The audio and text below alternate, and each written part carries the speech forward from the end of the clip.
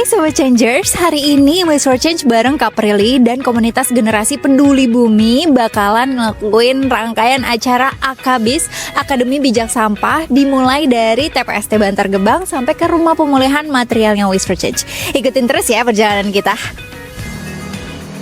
Sebagai strategic partner resmi Waste for Change, Kak Prilly hadir langsung di AKBIS Experience untuk mengawal sekaligus menginspirasi generasi muda dalam menciptakan solusi pengelolaan sampah yang berkelanjutan.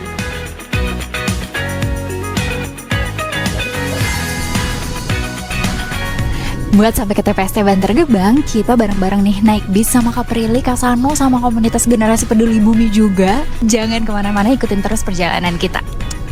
TPST Bantar Gebang menjadi TPST terbesar di Asia Tenggara saat ini. Jadi penting untuk kita melihat secara langsung bagaimana kondisi sampah yang sudah setinggi gedung 16 lantai ini.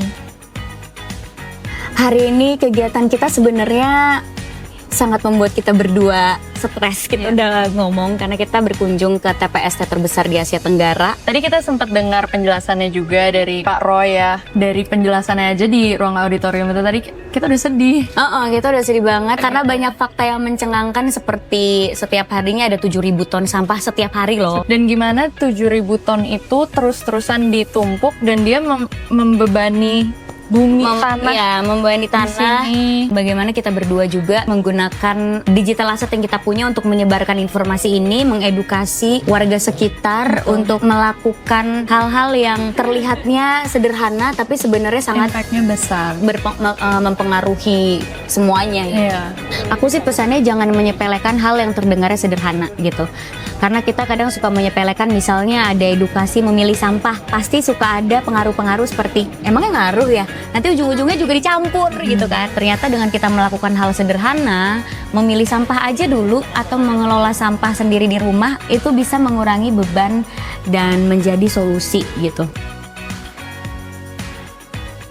Oke, sekarang kita udah nyampe di Rumah Pemulihan Material Waste for Change. Di sini kita mau belajar pilah sampah. Oke, sekarang kita saatnya ikut tur.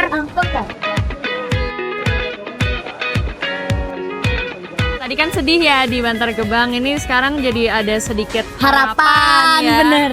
Karena ternyata 60% dari sampah itu bisa diolah Dan bermanfaat. bermanfaat. Ternyata bisa terjawab kan, setelah sampahnya dibuang itu nggak selesai. Ada proses yang dijalanin mulai dari sampah non-organik sampai sampah organik dan prosesnya tuh panjang ternyata. Inilah upaya kita dan harapan kita untuk mengurangi pembuangan ke TPST yang sebenarnya udah nggak bisa Betul. menampung lagi gitu. Sebenarnya ini kita bisa mulai banget dari rumah masing-masing gitu ya. Kalau mau di rate 1 sampai 10, seberapa penting sih kita harus milah sampah? 10 sih. Jadinya jadi paham kalau 10 gitu ya. Iya, kalau misalnya kita memilih sampah, nggak banyak sampah yang rusak. Jadinya sampah itu bisa di-recycle lagi. Sedangkan kalau sampah yang rusak itu nggak bisa di-recycle lagi. Jadi sampahnya nggak berguna. Betul. Nggak bisa dijadikan sesuatu yang punya nilai ekonomi atau positif atau diolah lagi gitu. AKBIS Bijak.